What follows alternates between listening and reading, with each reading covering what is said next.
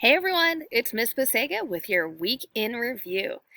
This weekend, I'm going over the stuff you should have learned last week. Anything you have left that you have questions on, please email and let me know. So, last week we covered the law of reflection, the types of reflection, diffuse, which scatters the light rays everywhere because of a rough surface, and specular, which keeps all the light rays aligned because of a smooth surface. We talked about the different types of images that can be formed from mirrors. Upright means that your image and object have the same orientation. Inverted basically is the physics way of saying upside down. We talked about the magnification of images. In this case, the cat's magnification is greater than 1 because it's larger than the original cat and is positive because the image is upright. We talked about 4 flat mirrors, that these form virtual images. All virtual images are upright, so that we could classify the images formed by flat mirrors as virtual, upright, and m equals 1. But it gets trickier when we have curved mirrors. In order to predict the images formed by curved mirrors, you could memorize this chart, which is totally valid. Some people are really good at memorization. Plus, this chart does have a pattern. Anything farther away than the focal length, anytime you have an object farther than the focal length, it makes a real, therefore inverted image. And the closer you get to the focal point, the larger that image becomes. On the focal point makes no image. And if you're closer, that real image becomes virtual, upright, and larger. On a diverging device, like a convex mirror, that always makes a virtual upright smaller image no matter where you put the object in front of that mirror. A different method you could use here is to do a ray diagram. And the 2 rays in order to draw a ray diagram either go parallel in and towards the focal point if it's a converging mirror, or go from the top of the object through the center of curvature, hit perpendicularly, and therefore bounce right back. The intersection of those 2 rays is where the top of the image is, and so this image is smaller, real because those rays actually intersect each other, and inverted. And then finally, our last method of predicting images is to be able to calculate everything. Tips and tricks here. When we use these 4 equations, make sure everything is in the same unit of measurement. So if you were tricked by number 4 on the homework, which a whole bunch of you were, that might have been because I gave you something in meters when all the other units were centimeters, so make sure you convert there. So trick number 1, convert. Either all centimeters, all meters, doesn't matter. Trick number 2, if you have any converging object, you have a positive focal length. If you have any diverging object, you have a negative focal length. A third is that DI. The image distance tells you whether the image is real or virtual. If DI is positive, that's a real image.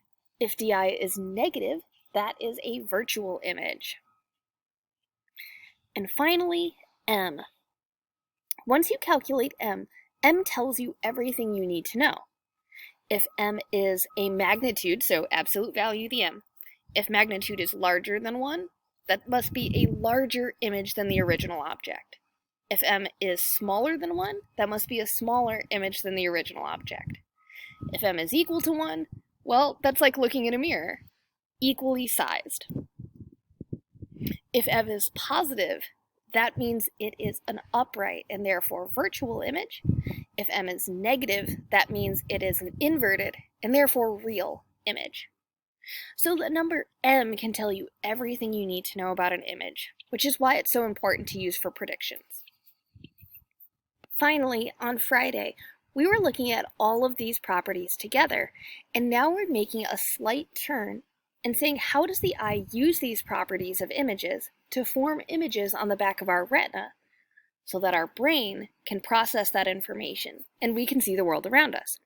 So I love this opening video, and if you were a person that just skipped through it, because I know some of you are, if you were one of those people, go back and watch this video.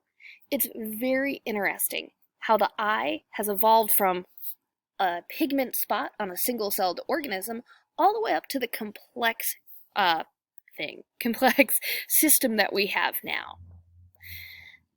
If you haven't done this homework yet, which is a few of you, there are a bunch of vocab words you need to be aware of, and these parts of the eye all work together to form a real inverted image on the back of the eye. I mean, just look at this lens in your eye right here. That's a convex lens. Convex lens can form real images. Even your cornea, which is this bump right here on the outside of your eye that helps protect the rest of the eye, well, it also looks like a convex lens. Between the two of them, the lens does about 60% of the refracting of light to make the image, and the cornea does the other 40%. Okay, cool story I would have told you if we were in class together is I actually got that LASIK laser eye surgery probably about, 10 years ago. And what they do is because my eye is slightly misshapen. I used to be nearsighted, which means I can see things that are near to me very easily and not things that are far away.